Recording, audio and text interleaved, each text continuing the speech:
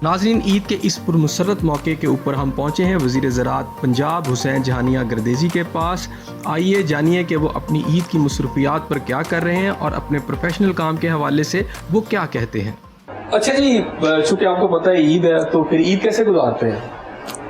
ईद तो एक formal routine होती है। सुबह उठा, नमाज़ पढ़ी, बच्चों को ईदी वगैरह दी, रिश्तेदारों को मिले, और फिर शाम जो होती है वो फिर हल्के वालों के साथ होती है, हल्के वालों को मिलना। अच्छा, ऐसा क्यों है कि ज़्यादातर लोग जो लाहौर में हैं, जैसे पॉलिटिकल लोग हैं, जब ईद आती है तो ये सब अपने आबाई हलकों में चले जाते हैं, वैसे ये सारा साल लाहौर में रहते हैं? सारा साल तो नहीं रहते ना, वक्त के साथ तकाजे हैं कि जब रहना पड़ता है, काम होता है तो यहाँ रुकना पड़ता है। और मैं की रूटीन है, मैं हर हफ्ता और एतवार अपने हल्के में होता हूँ, 5 दिन लाहौर में होता हूँ और 5 दिन यहाँ ऑफिस होता है। अच्छा, ईदी यानी होती है जब ईद की ख़ास पहचान, तो बच्चों को ईद शीद भी देते हैं, और सबसे प्यारा बच्चा कौन सा लगता है जिसको आप ज़्यादा ईदी देते हैं?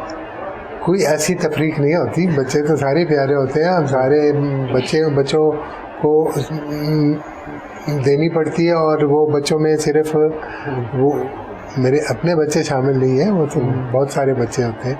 अच्छा, बचपन में हम लोग जो थे ना, मेरा स्टाफ जो है वो भी बच्चों में शामिल है। अच्छा, उनको भी ईदी देते हैं जी? यकीनन। अच्छा, बचपन में हम खुद ईदी लेते थे, अब ईदी देना तो पड़ती है, तो जाहिर बात है एज के साथ बंदे को फीलिंग ज़रा चेंज हो जाती है, तो कैसा लगता है आपको? अच्छी बात होती है, देते हुए इंसान को एक अकम्पलिशमेंट होती है कि आप। अच्छा, ईदी लेने में ज़्यादा मज़ा आता है कि ईदी देने में ज़्यादा मज़ा आता है? वो तो बचपन की लाइफ तो वैसे ही मज़ेदार होती है ना, उसमें तो हर काम में मज़ा आता है। अब लाइफ डिफरेंट स्टाइल की होती है, तो बाकी उस वक्त और तरह से एंजॉय किया जाता था, ईदी ले लेंगे, खर्चा करेंगे, ये करेंगे। और अब जो है वो देते हुए भी एक अकम्पलिशमेंट होती है कि आप ईदी दे रहे हैं। अच्छा, ये ईद आ रही है कोरोना में, आपको पता है ईद है ये सारी कोरोना के अंदर ही, तो क्या डिफरेंस लगता है आपको जो आपने गुज़िश्ता ईदें गुजारी और इस ईद के अंदर? देखिए, मिलना मिलाना, एक दूसरों को जफ्फियाँ डालना, वो उस तरह की गर्मजोशी जो है वो अब कम हो जाएगी। आप सिर्फ यूं ही क्या करेंगे, तो ये फ़र्क है ना मेन कोरोना की वजह से। मिसिंग होती है वैसे, ये मिस करता है बंदा, मिस करता है वो। और बल्कि मैं आपको बताऊं कि पिछले दिनों एक साथ मेरे दोस्त काफ़ी देर बाद मिले, तो मैंने उनको स्पेशली कहा कि मैं तुम्हें गले मिल सकता हूँ, ये कोरोना का डर है तुम्हें? अच्छा, 93 और 96 में आप पहली दफ़ा आए पॉलिटिक्स के, यानी असेंबली के अंदर आए, और फिर उसके बाद अगर आपके अगले टेन्योर देखे जाए तो आप मुसलसल तकरीबन मिनिस्टर बनते रहे। ये आपकी कामयाबी का राज क्या है? अल्लाह ताला का करम, और कोई राज नहीं है। असेंबली में पहुंचना ये ऑलरेडी एक बहुत मुश्किल मरला होता है। असेंबली में पहुंचना जाहिर है कि वो हल्के के लोगों की मेहरबानी होती है, तो वो असेंबली में पहुंचा देते हैं। मिनिस्टर बनते रहना जो है वो फिर अल्लाह ताला का करम। जी, देखिए ना, काफ लीग के साथ भी आप रहे। जी, और फिर इस वक्त पीटीआई का भी एक सिलसिला चल रहा है, तो मुश्किल नहीं हो जाती है कि मुख्तलिफ पार्टियों से? जारी बात है, इस तरह सक्सेसफुल होना तो ज़रा डिफरेंट होता है। देखिए, एक्चुअली पार्टियों का भी अब वो कमिटमेंट का लेवल तो नहीं रहा ना, लेकिन बात यह है कि मेरा तो काफ लीग के साथ भी एक अलायंस था, फारूक लगारी के साथ में था, और वो हमारा नेशनल अलायंस का, क्योंकि काफ लीग के साथ अलायंस था, तो मैं अलायंस की रिप्रेजेंटेशन करता था, या अलायंस का पार्लियामेंट्री लीडर था उस नेशनल अलायंस का। तो अब चूँकि मैं इमरान खान साहब के साथ हूँ, तो लगारी साहब के साथ भी मेरे होने की वजह यही थी कि वो he was an upright man, और इमरान खान के साथ होने की भी मेरी वजह वही है कि he is an upright man, corrupt नहीं है। खान साहब के बारे में अब ये कहा जा रहा है कि उनके इर्द गिर्द के शायद लोग हैं या कुछ मुश्किलात में घिर गए हैं वो। देखिए, uneasy lies that wears the crown, ये तो एक अंग्रेज़ी का बड़ा मशहूर मुहावरा है। लेकिन मुश्किलात इस तरह नहीं आ रही कि कोई खुदा न खास्ता कि उनकी हुकूमत को कोई ख़तरा पेश आ जाए, या कोई किस किस्म का सीरियस कोई ऐसा क्राइसिस का चला। आप देखें ना, इकॉनमी इम्प्रूव करती जा रही है, ये उनकी बहुत बड़ी कामयाबी है। और इसमें ایک فیکٹر ہے مہنگائی، وہ ظاہر ہے کہ انٹرنیشنلی کووڈ کی وجہ سے پوری دنیا میں مہنگائی ہوئی ہے، اور ہمارے ملک میں کووڈ بھی ہے، اور کووڈ کے علاوہ ہمارا جو پچھلا اکنامک پالیسی تھی اس میں ایک آرٹیفیشلی سپریس کیا ہوا تھا پرائسز کو، وہ اب جب اوپن اپ ہوئے ہیں ریئل ویلیو پہ آئے ہیں تو اس میں مہنگائی بڑھی ہے، قیمتوں میں فرق پڑا ہے. اور گورنمنٹ کی سائڈ پہ اس کی ریئلائزیشن ہے؟ جی گورنمنٹ ظاہر ہے ریئلائز کرتی ہے، اور خان صاحب خاص طور پہ اکنامک ٹیم سے باقاعدگی سے بریفنگ لیتے ہیں اور ان کو یہ احساس. اچھا میں نے بات کی آپ کی کامیابی کی، تو ہر انسان کی زندگی میں کچھ لوگ بھی ہوتے ہیں تو اللہ تعالیٰ کی رحمتیں ہوتی ہیں کامیابی کے اندر. کسی کے پیچھے ماں کا ہاتھ ہوتا ہے، کسی کی والد صاحب کی ہوتی ہے، کسی کے پیچھے اس کی وائف ہوتی ہے، اس کے دوست ہوتے ہیں. تو آپ کی زندگی کے اندر اگر میں بات کروں وہ فیکٹرز یہ والے، تو اس میں زیادہ پرومیننٹ رول کس کا ہے؟ میری والدہ اب تو وفات پا گئی ہیں، لیکن ان کا کافی رول رہا ہے، بلکہ وہ she was the one who used to hold the fort, اور انہوں نے مجھے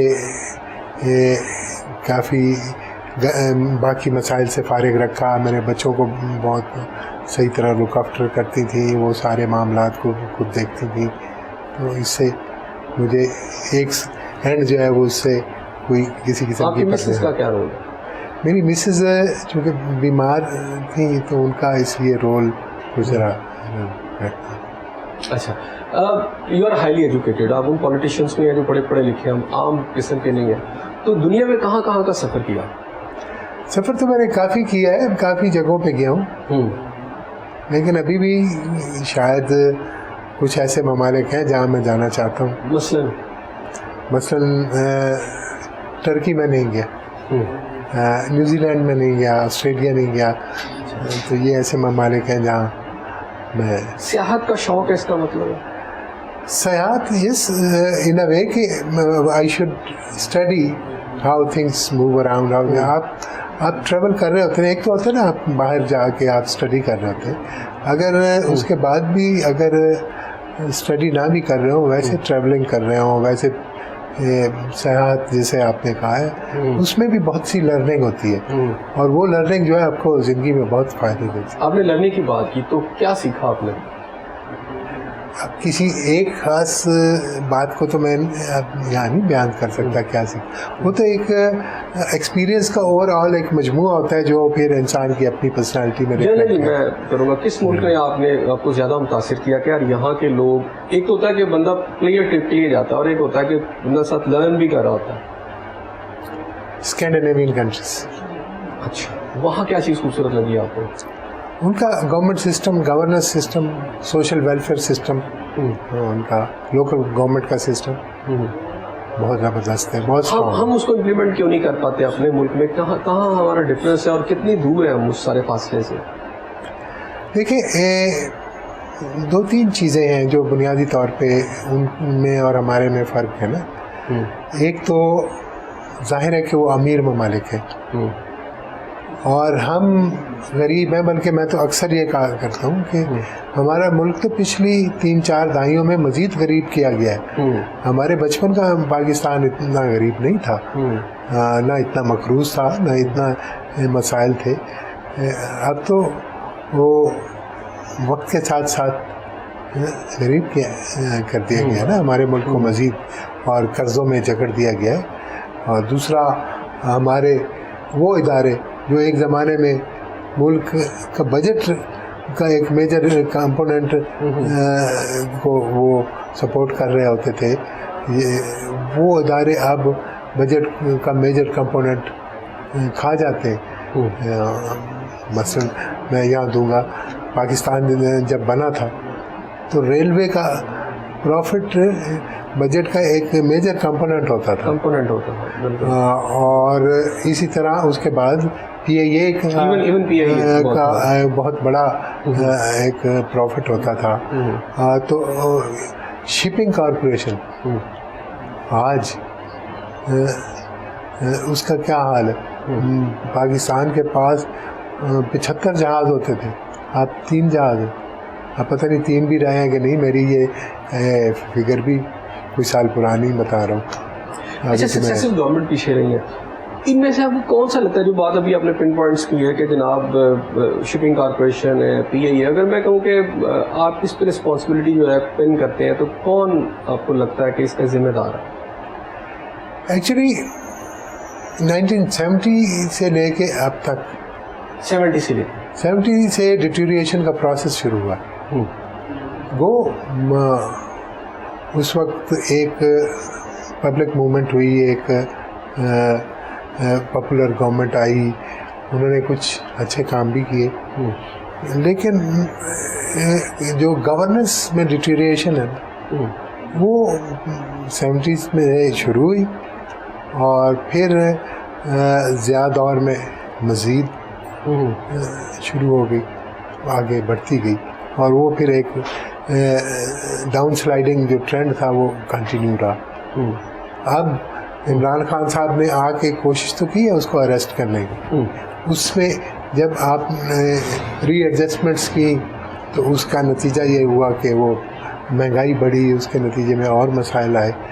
तो अब इन चीज़ों से अब अवाम तो इन सारी बातों को नहीं समझती ना. अवाम में तो और उनका तो सिंपल मसला होता है कि रोटी इतने की थी इतने की हो गई है, या चीनी इतने की थी इतने की हो गई. तो ये डाउन स्लाइड जो थी इकॉनमी की, उसको अब अरेस्ट किया गया है. मैं ये नहीं कहता कि रिकवर हो गई है इकॉनमी, अभी तो वो डाउन स्लाइड को रोकने भी एक बहुत बड़ा काम है, और अच्छा, ये काम इस मौजूदा गवर्नमेंट ने किया है. ये जो अच्छा, ये आपको मतलब कितना अर्सा लगता है कि जनाब ये हमने अरेस्ट कर ली है और इसकी अब हम इसकी रिकवरी की तरफ चले जाएंगे, कितने की ईयर हमें, मतलब एक नेशन भी सोचती है ना कि देखिए ना, एक बुनियादी बात है, अगर आप जितनी वेल्थ क्रिएट कर रहे होंगे, जो GDP में ग्रोथ होती है ना, उसी को क्रिएशन ऑफ वेल्थ कहते हैं कि इतनी हमने वेल्थ क्रिएट कर ली. तो वो जितनी वेल्थ आप क्रिएट करें उससे ज़्यादा वेल्थ आप की ड्रेन आउट हो जाए, करंट अकाउंट के आपके डिफिजिट में ही चली जाए, तो वो फिर वो ग्रोथ आपकी कोई फ़ायदा नहीं होता, वो फिर ज़ीरो पे आ जाती है और एट टाइम्स माइनस में चली जाती है. वो बाज़ार तो कागज़ों में आप कह रहे होते हैं कि अब आपकी इकॉनमी इतनी ग्रो कर गई है, लेकिन वो जितनी वेल्थ क्रिएट हुई वो सारी की सारी बाहर चली गई. तो आप तो स्क्वायर वन पे खड़े हैं. तो इसलिए अब आके आपने देखा है कि साल के बाद, कई दहाइयों के बाद पहली दफ़ा करंट अकाउंट डिफिजिट जो है वो डिफिजिट से माइनस प्लस में आया. तो ये एक बहुत बड़ी अचीवमेंट है मौजूदा गवर्नमेंट की. ये नाज़रीन, वक्त तो है एक छोटे से ब्रेक का, यहाँ ब्रेक लेते हैं और जब ब्रेक के बाद वापस आएंगे तो मज़ीद बात करेंगे. हमारे साथ रहिएगा.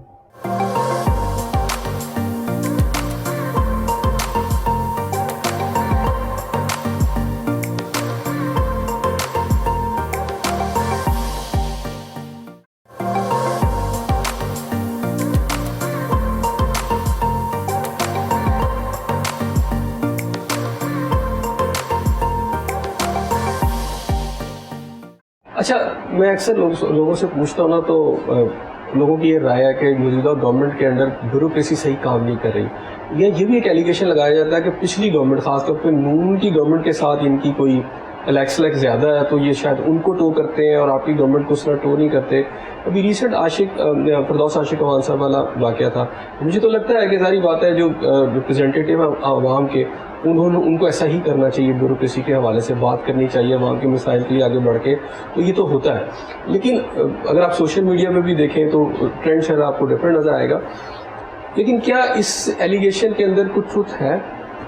देखिए, पर्सनल इंफॉर्मेशन तो मेरी नहीं है, मेरी भी इंफॉर्मेशन वो मीडिया की हद तक है, और थोड़ा सा इसमें मामलात को ज़रा बेहतर तरीके से मैनेज करने की ज़रूरत होती है. वरना पॉइंट उनका सही था कि अगर वहाँ पे बोसीदा फल पड़ा था और उस पर उन्होंने एतराज़ किया है तो वो एतराज़ करना उनका बनता था. बाकी अल्फाज के चुनाव पे आप बात कर सकते हैं कि ये लफ्ज़ नहीं बोलना था, ये लफ्ज़ बोलना था, फ्रेज़ कैसे करना था, अपना पॉइंट ऑफ व्यू, یہ علیحدہ بات اچھا ہے. اسد عمر صاحب کا ایک بیان میں چاہ رہا ہوں، اس پہ بھی آپ کی رائے لوں. اسد عمر صاحب کا پچھلے دنوں بیان آیا کہ عمران خان صاحب سنیے توڑ سکتے ہیں، تو سب حیران ہوئے کہ اس کی کیا وجہ ہے یا کیا ریزن نہیں، ہے؟ وہ میرا خیال ہے اس کو بیان کو ڈفرینٹ کانٹیکسٹ آؤٹ میں آف کانٹیکسٹ کیا ہے؟ آؤٹ آف کانٹیکسٹ لیا گیا ہے. اسد عمر صاحب کا مقصد یہ ہے کہ عمران خان صاحب ایک ایسی شخصیت کے مالک ہیں کہ وہ کمپرومائز نہیں کریں گے، اس سے بہتر سمجھیں گے کہ وہ اسمبلی توڑ دیں کسی ایشو پہ. اگر کہیں پہ کوئی مشکل ایسی آ جاتی، پرنسپل پہ کھڑے رہیں گے. پرنسپلز اپنے جو ہیں ان کو وہ نہیں چھوڑیں گے. اچھا جہانگیر ترین صاحب والے جو صورتحال ہے اس میں آپ کیا سمجھتے ہیں؟ کچھ لوگ کہہ رہے ہیں کہ جی یہ مسئلے کو سنا جائے، ابھی خان صاحب نے کچھ لوگوں سے ملاقات کر کے بات بھی کی ہے، تو اس پہ آپ کا پوائنٹ آف ویو کیا ہے؟ میرا پوائنٹ آف ویو تو بڑا سمپل ہے کہ جو بھی انویسٹیگیشن ہے وہ بڑی غیر جانبدارانہ ہونی چاہیے. ان کو صفائی کا بھی پورا موقع ملنا چاہیے، اور یہ بھی نہیں ہونا چاہیے کہ کوئی اگر پی ٹی آئی سے تعلق رکھتا ہے تو اس کو نظر انداز کر دیا جائے اور اپوزیشن والوں کی انویسٹیگیشن کی جائے. اکراس دا بورڈ ساروں پہ کی انویسٹیگیشن ہونی چاہیے.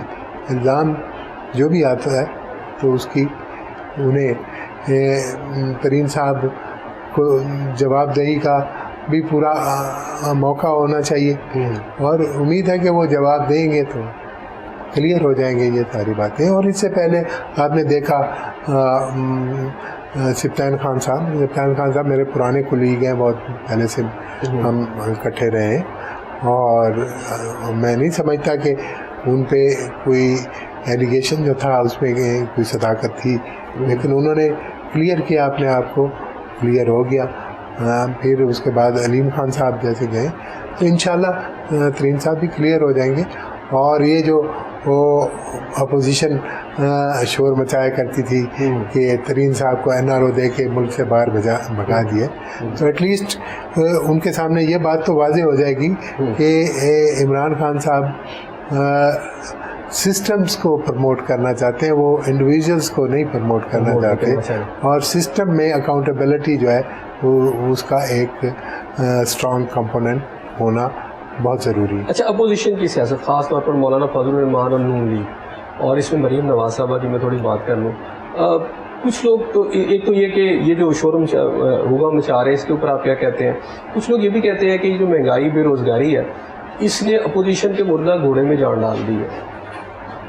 مہنگائی ایک ایسا ایشو ہے جو عوام بہت جلد اس سے ایجیٹیٹ کرتے ہیں، افیکٹ کرتے ہیں. اور مہنگائی چونکہ اکنامک سٹرکچر کو ری ویمپ کیا ہے، اور پچھلے ادوار میں جو آرٹیفیشلی ڈالر کی قیمت کو کم کیا ہوا تھا، کسان کو پورے پیسے نہیں ملتے تھے کیونکہ موجودہ گورنمنٹ پرو کسان ہے.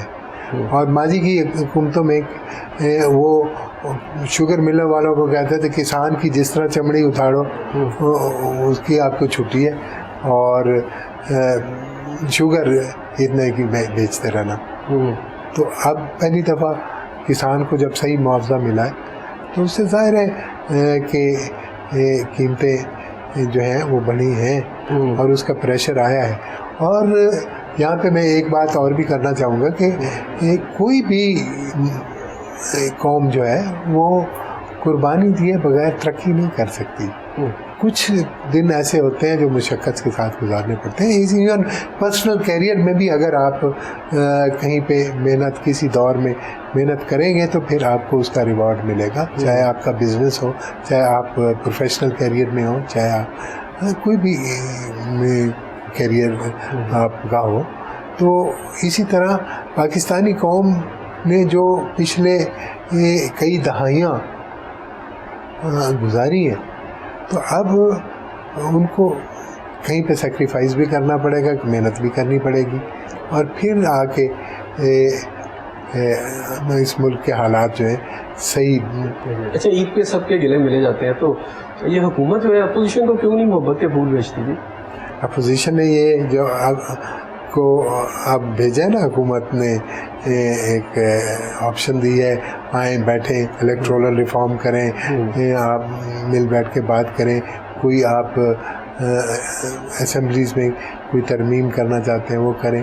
تو اب اپوزیشن کہہ رہی ہے نا میں نہ مانوں، تو اب اس کا کیا علاج کی طرف سے. اچھا ہماری ایگریکلچر سوسائٹی ہے ساری کی ساری، ملک بھی وہی ہے، اس کے اندر ابھی پچھلے دنوں کسان کارڈ جو ہے وہ سٹارٹ ہوا، اس کا اجرا ہوا ہے، وہ کس حد تک ہمارے جو کسان ہیں ان کے مسائل حل کر سکتا ہے؟ دیکھیں کوئی بھی کام ہو نا جہاں مین ٹو مین کانٹیکٹ نہ ہو نا تو وہاں کرپشن اتنی کم ہو جاتی ہے.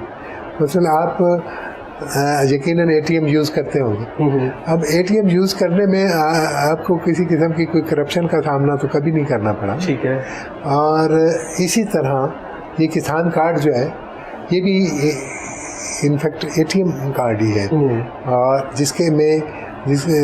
اس میں ڈیجیٹل اکاؤنٹ کے ذریعے اس میں ٹرانزیکشنز ہو جائیں گی، اور اس میں کسان کو لون بھی مل جائے گا، کسان کو سبسڈی بھی مل جائے گی، کسان کو باقی جو سہولیات ان کو چاہیے وہ حاصل کر سکے گا. اور یہ اس سے دو کام ہوں گے، جو پہلے سبسڈی کے مختلف طریقے رہے ہیں ان طریقوں میں کوئی نہ کوئی کباتیں ہوتی تھیں، اور اب وہ کباتیں جو ہیں وہ اس سے منیمائز ہو جائیں گی.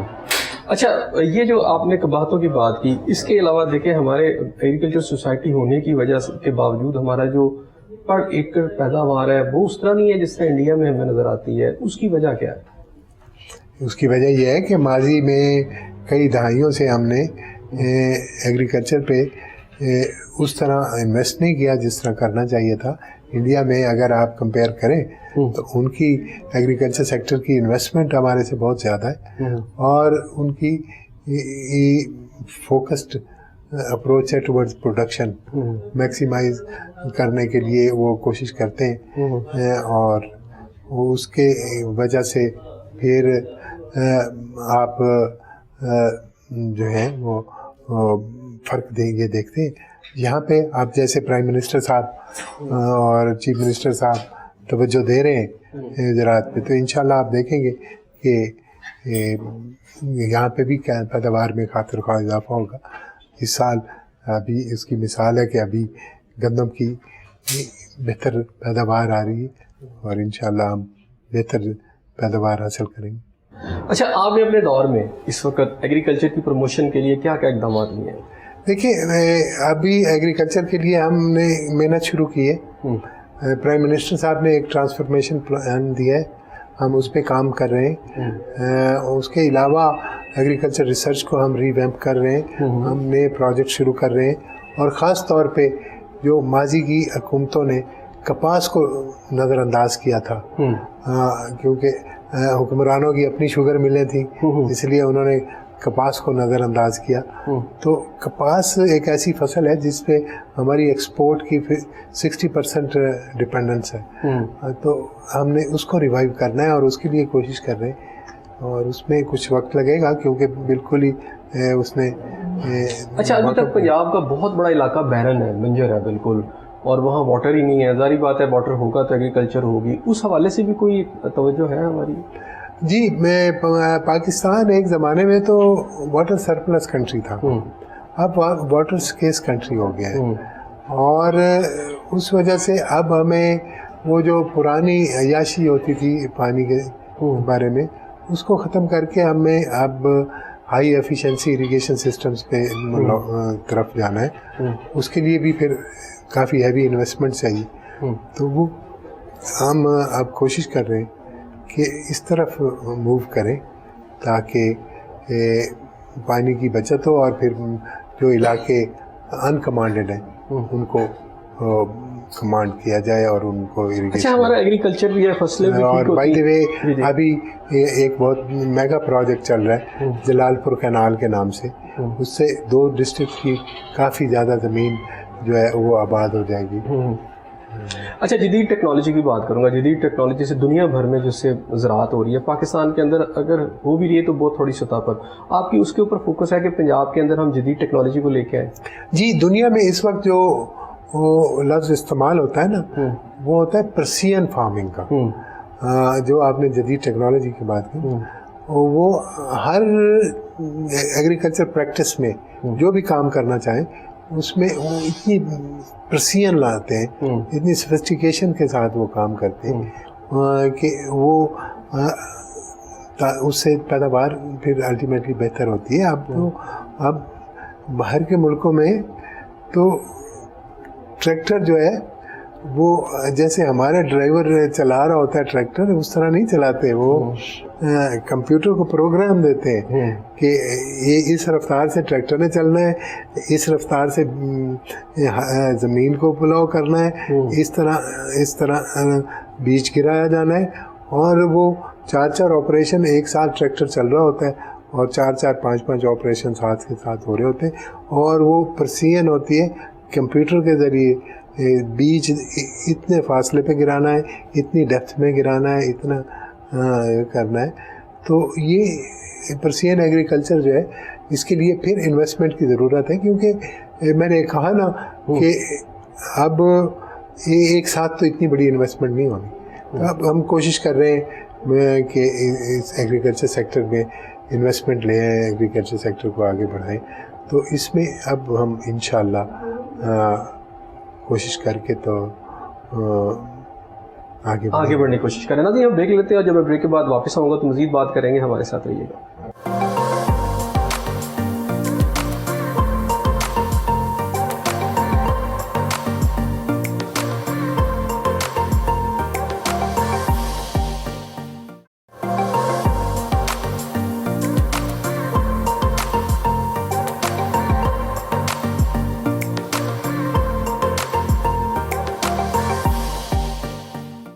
ویلکم بیک ناظرین۔ اچھا چھٹیاں ہیں جی اس دفعہ تو عید کی تو چھٹیاں بھی بڑی زیادہ ہو گئی۔ ہاں میرا خیال ہے وہ NCOC کی ریکمنڈیشن پہ گورنمنٹ نے ذرا زیادہ چھٹیاں کر دی ہیں، 2 ویکینڈز بھی ملا دی ہیں ساتھ، تاکہ وہ چھٹیوں میں کچھ لوگوں کی چلنا پھرنا آنا جانا کم ہو جائے، ٹرانسپورٹ کا کم ہو جائے، کیونکہ کرونا کا کافی پھیلاؤ ہوا ہے، اور پہلے جو 2 ویوز آئی ہیں ان میں تو اس ویو کے مقابلے میں بہت کم ہوتا تھا نا، تو اس لیے گورنمنٹ نے عید کو غنیمت جانا ہے اور کچھ چھٹیاں۔ اچھا زیادہ آپ کو فیملی میں ملنے کا موقع ملے گا اس سے لوگوں سے؟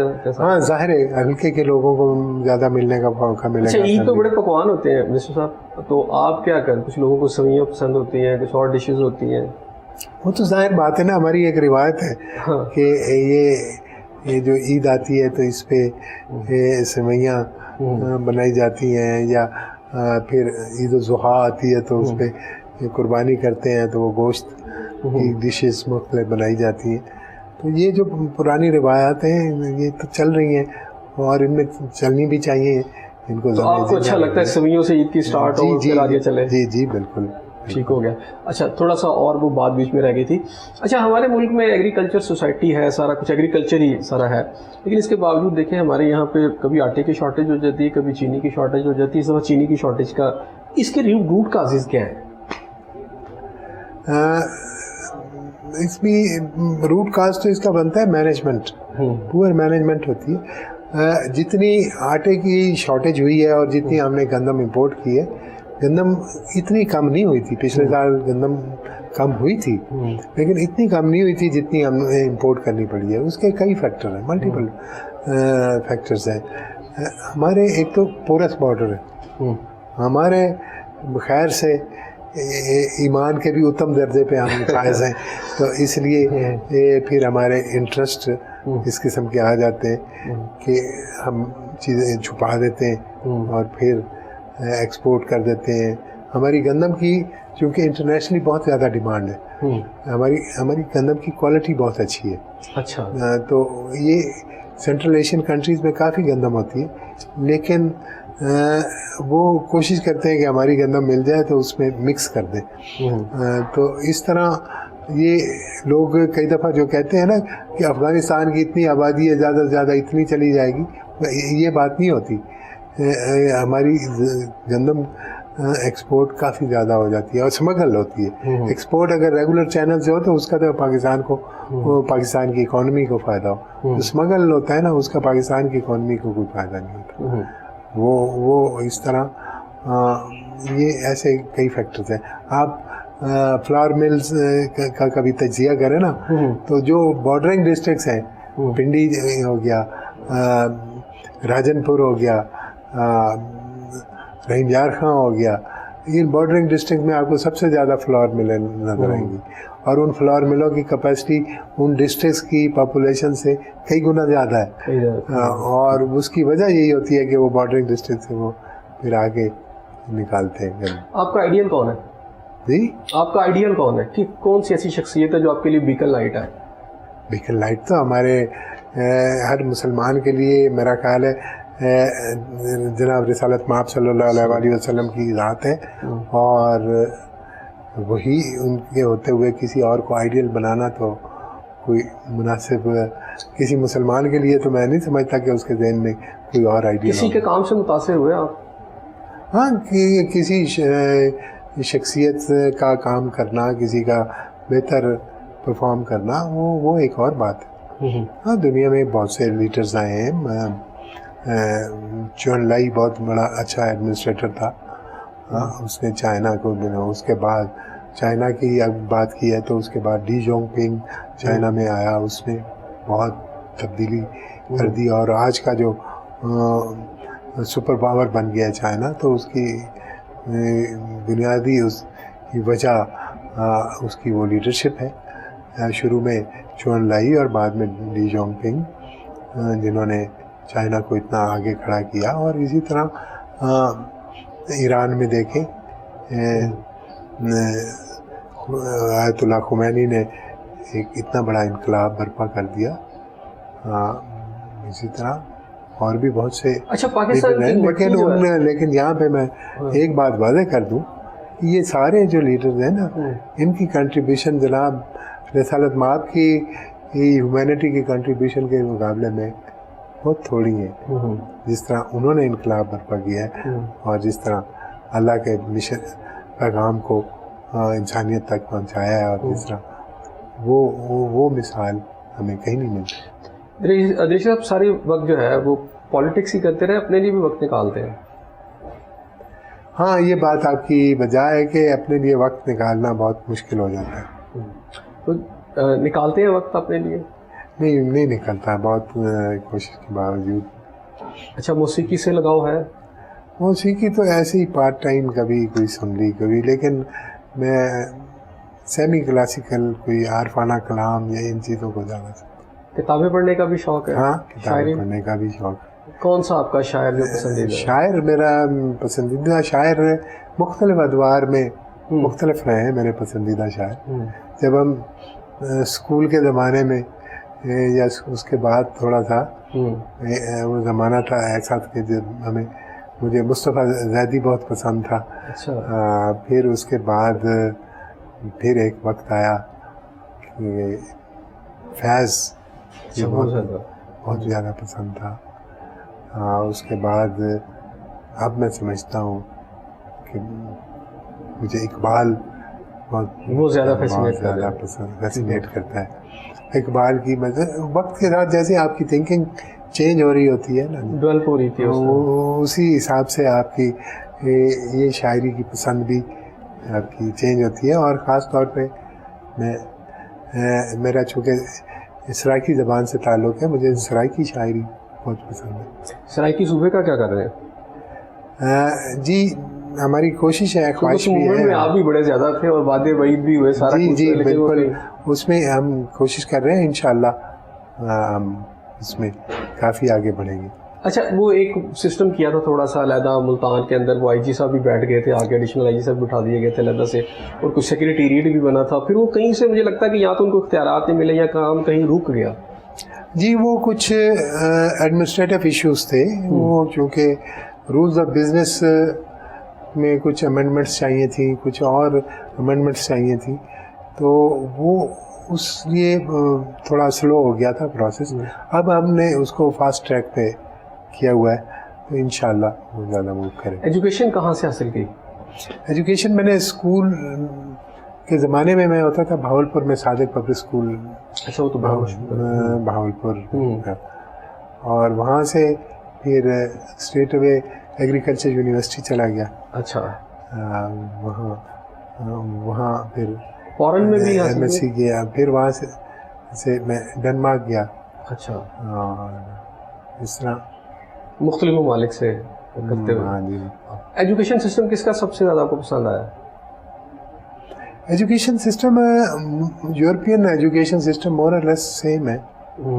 اور میں سمجھتا ہوں کہ ہمارا جو روایتی ایجوکیشن سسٹم تھا وہ بھی کوئی برا نہیں تھا. وقت کے ساتھ ساتھ اس میں ارتقاء کا جو عمل ہونا تھا اس میں کمی رہی. وہ کمی رہی. وہ جیسے ہمارے اداروں نے ڈیٹیریٹ کیا. ہم نے ابھی بات کی تھی پی آئی اے اور ریلوے کی شپ یارڈ کی, اور تو اسی طرح یہ ہمارا ایجوکیشنل سسٹم بھی ڈیٹیریٹ ہوا ہے. ورنہ سسٹمز جو ہوتے ہیں وہ ان کو اگر چلایا جائے نا تو وہ پھر وہ صحیح چلتے ہیں. اور اس میں ہر ادارے کو چلانے کے لیے کچھ شخصیات چاہیے ہوتی ہیں نا. اگر ہمارے استاد بہتر ہوں گے تو ہمارے ادارے خود بخود بہتر ہو جائیں گے. اچھا, بچے کتنے؟ میرے 4 بچے. اور بیٹے؟ 1 بیٹا ہے. اور ان کو ایجوکیشن دلوا رہے ہیں تو سیاست میں بھی کوئی آئے گا آپ کی؟ یہ ان کی اپنی چوائس ہے.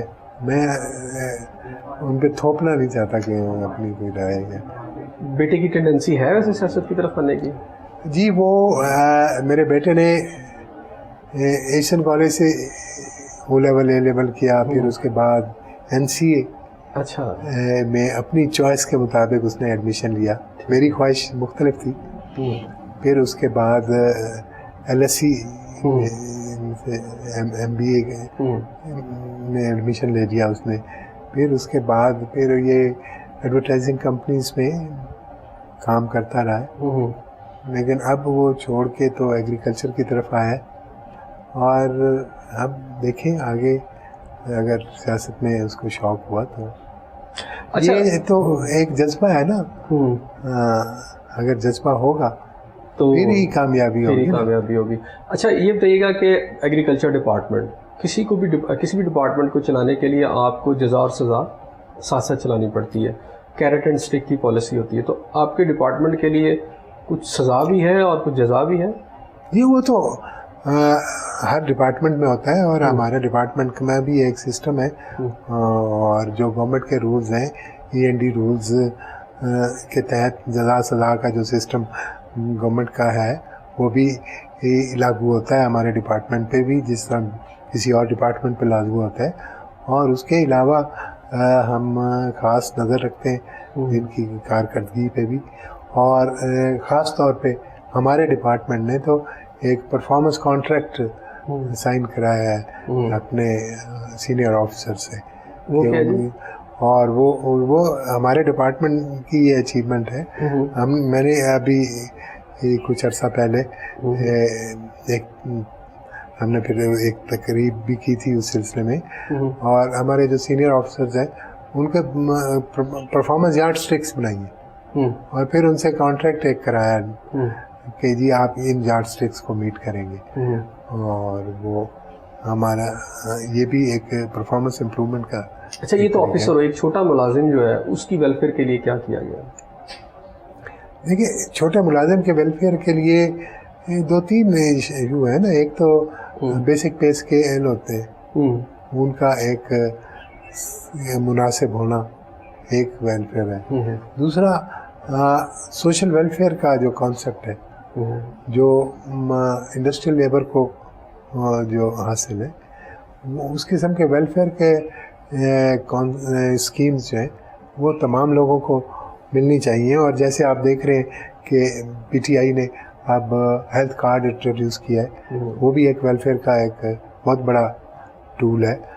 اور اسی طرح اور بھی پروجیکٹس ابھی پرائم منسٹر صاحب انیشیٹ کرنے لگے, تو انشاءاللہ اس طرح ہی ویلفیئر ہوگی. اچھا, لوگوں کے لیے کوئی پیغام؟ میرا پیغام تو محبت ہی ہے. اور ہمیں سب سے پہلے جیسے ہمیں اپنے دین سے محبت ہے، اپنے ملک سے محبت ہے، اپنے والدین سے محبت، اپنی اولاد سے محبت، اسی طرح اپنی قوم سے محبت جو ہے وہ سب سے ضروری ہے، کیونکہ اگر ہم اپنی قوم کو اپنے گھر کا فرد نہیں سمجھیں گے تو اس وقت تک ہماری قوم ترقی نہیں کر سکے گی۔